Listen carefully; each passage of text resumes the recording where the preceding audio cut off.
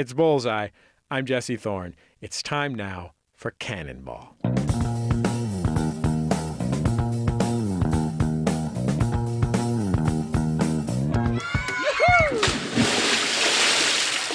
We take albums that everyone agrees are classics, or albums that everyone should agree are classics, and find out what makes them so great.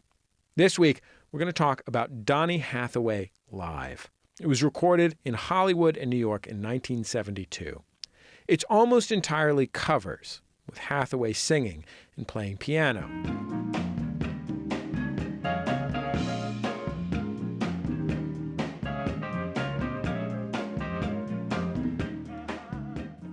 Donny Hathaway Live is one of Emily Lordi's all-time favorite records. Emily is a professor at the University of Massachusetts, where she lectures on black literature and music. She loved this album so much, she wrote an entire book about it for the 33 1/3 series. And if you ask her, she is convinced Donny Hathaway does not get the respect he deserves. Donny Hathaway was a phenomenally gifted singer, composer, arranger, and band leader who sort of quietly revolutionized the technical and expressive possibilities of soul music. And yet, despite his contributions, he's often excluded from histories of American popular music. This is in part because Hathaway's earnest sincerity and love of real musical beauty don't necessarily fit our archetypes of the stereotypical macho soul man. Let's take a listen to What's Going On. It's the first track on his live album. Mother, mother, there's too many of you, right? Yeah. Brother, brother, brother, there's far too many of you dying. You know we gotta find a way to bring some love in here today. It's an interesting move for Hathaway to begin his set with this song, which was at that time a massive hit for Marvin Gaye, who was the far more famous artist. So Donny Hathaway is opening a set on a coast, the West Coast, where he's never played, in front of a number of people who have never seen him play before, with a song that has been made famous by somebody who's far better known.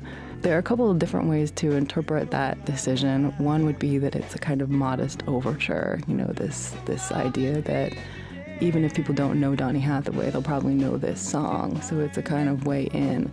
But another way to look at it, and the way that I would tend to interpret it, is that it's like the ultimate gangster move. Donny Hathaway is saying he can take any song and remake it and just kill it and move on. What's going on? Hey, yeah. What's going on? I wanna know what's going on.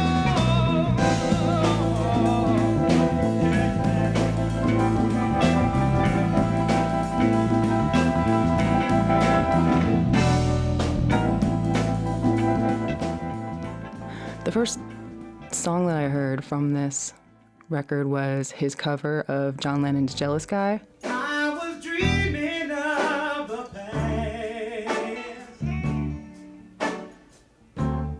and my heart was beating fast.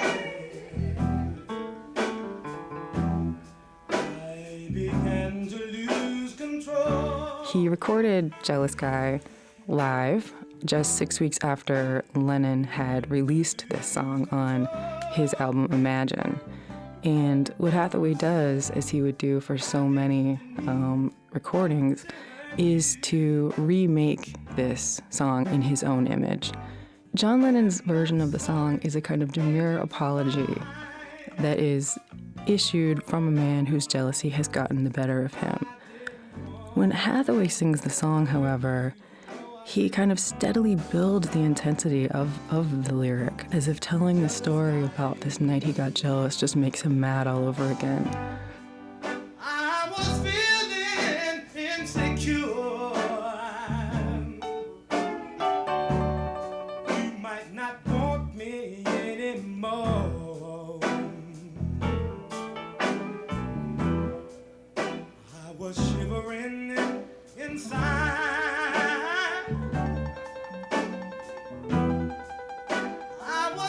So in Hathaway's version, what starts as an apology ends up with a demand as he ends up singing towards the end in this ad-lib, "I don't want nobody looking at you."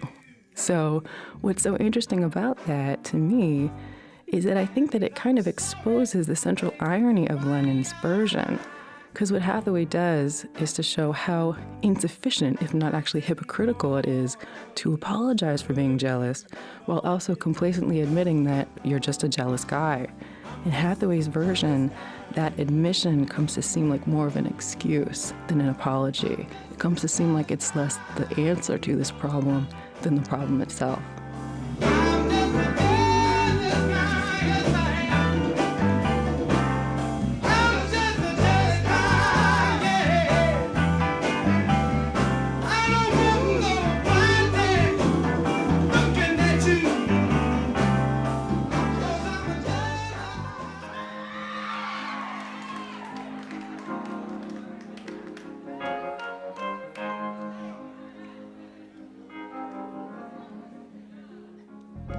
This is You've Got a Friend, a song originally written and recorded by Carole King.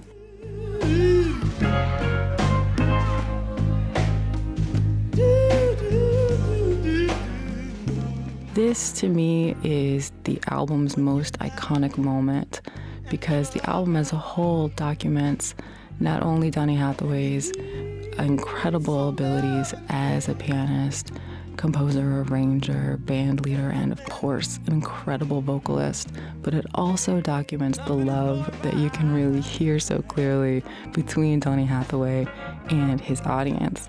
So you can hear that the crowd erupts as he plays the first chords of the song. Many people in the audience would have recognized it from his duet with Roberta Flack.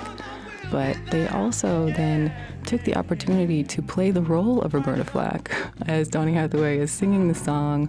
You know, they let him sing the first verse alone, but as soon as he gets to the chorus, they join in at full voice. You just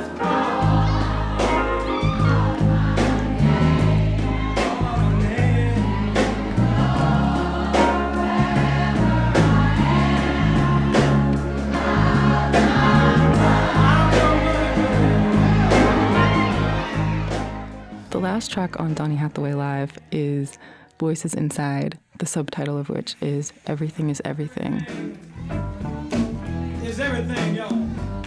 And it's a 13.5-minute instrumental jam. Feel like clapping your hands, patting your feet, shouting. Even though the song is called Voices Inside, the vocals are not the most important part of this song. Really, this is an instrumental song, and it's especially an opportunity for Donny Hathaway to turn the spotlight on the different members of his band, of whom he was extremely proud. So what we hear is Donny Hathaway breaking this version of the song down into 4 movements, as he says. That's interesting because it recalls the fact that he studied music education, among other things, as an undergraduate at Howard University. And he retained that kind of teacherly role throughout his life. So here he's explaining how the song works, breaking it down into these 4 movements.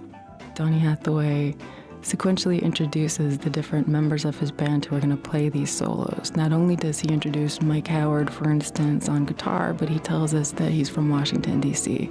Not only does he introduce Willie Weeks, who's going to play what will become a legendary bass solo, but he tells us that Willie Weeks is from Salemburg, North Carolina, and he calls him the baddest bass player in the country. Salemburg, North Carolina. On bass. The baddest bass player in the country. Willie Weeks, y'all.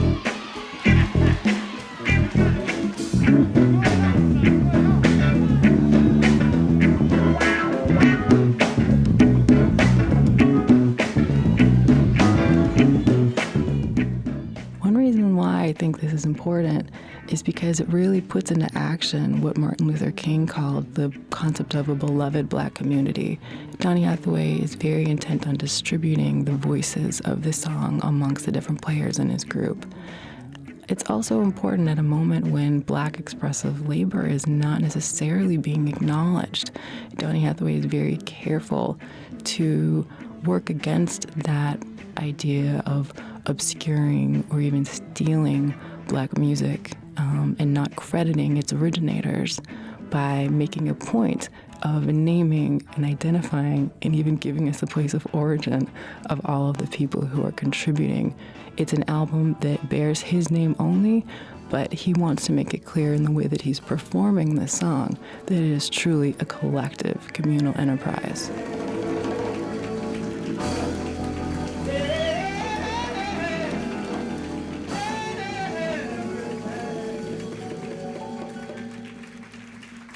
Everything is everything, yeah.